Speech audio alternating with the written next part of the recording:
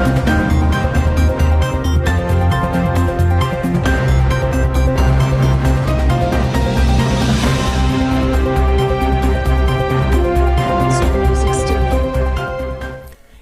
guys, it is Tristan with Nerdette's NewsStand, and one of the most terrifying characters to be introduced in Dark Knight's death metal is the Robin King.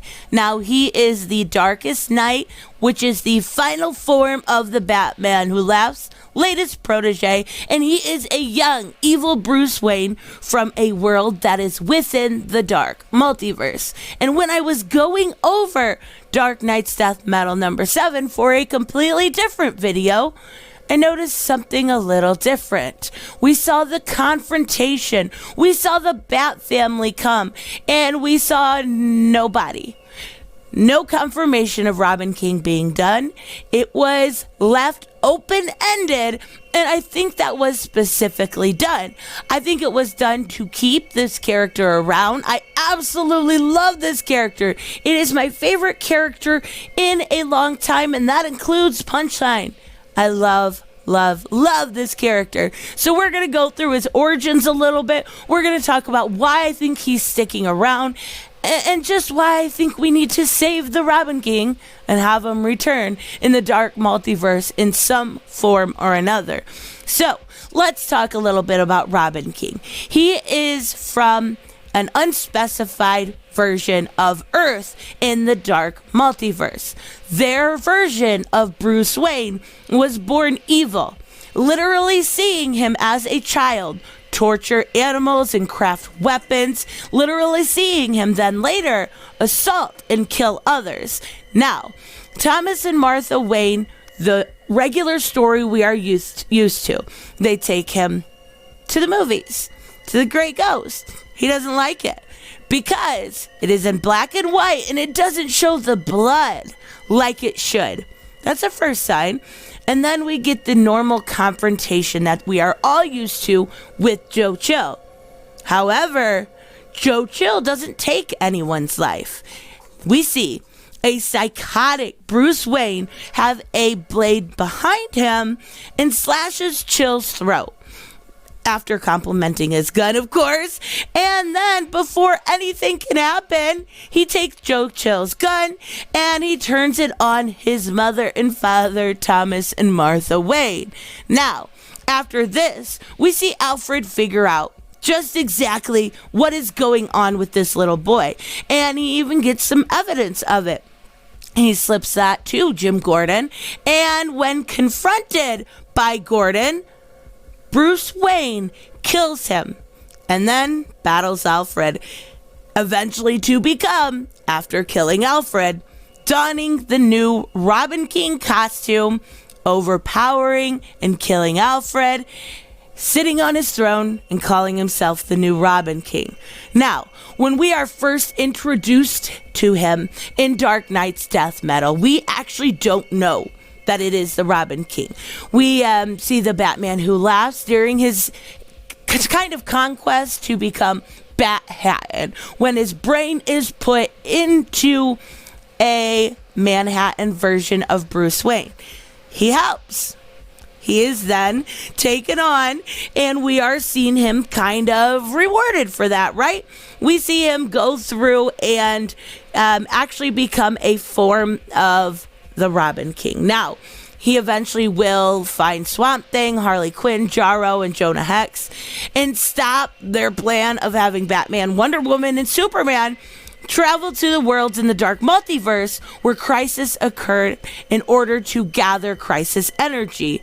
Also, we're going to see him take on a few people in his world, and he does that simply by killing them all. He has a massive battle on his original world, and we see him kill the likes of Firestorm and Balloon Buster. We see him absolutely murder Enemy Ace and Hawkman and Hawkwoman with a simple utility belt that has every single gadget you could think of. And I love this because Batman, the good Bruce Wayne, has every single gadget you could think of.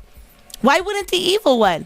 Why wouldn't he have all of these? He's going to go around taking on superheroes. He's going to have Bruce Wayne's mind. He's going to have everything you can think of. And he's going to use it to kill Adam Strange or Animal Man.